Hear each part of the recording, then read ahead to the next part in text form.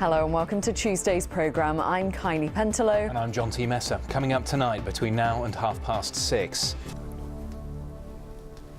Good evening. The daughter of a 92-year-old woman from Exmouth who had to wait nearly 2.5 hours for an ambulance is calling for more money to be invested in our emergency services. Barbara Spiller's mother fell in the high street in the Devon town but was forced to lie on the pavement in extreme pain until paramedics arrived. Max Walsh has this report.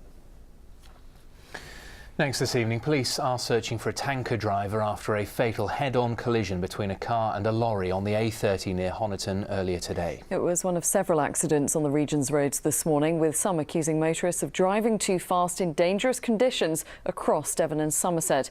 Bob Cruz reports.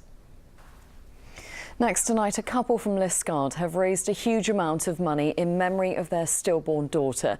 Sophia Williams and her husband Gareth set up Ava's Fund when they lost their daughter 18 months ago. Now the money is being used to pay for special wallets at the maternity unit at Plymouth Derriford Hospital, which will be given to pregnant women.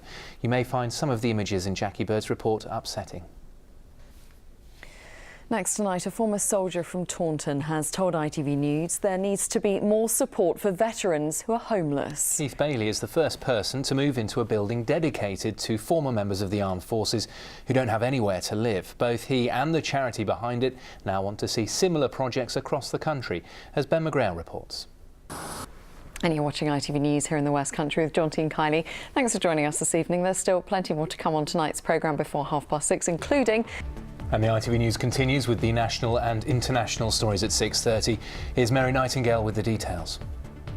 But next on our programme, it is one of the most common illnesses among young children, but now doctors are trialling a new way to help youngsters suffering from the condition glue ear, which can result in temporary hearing loss. Well, now specialist equipment is helping youngsters hear more clearly without the need for an operation, as Sasha Williams reports.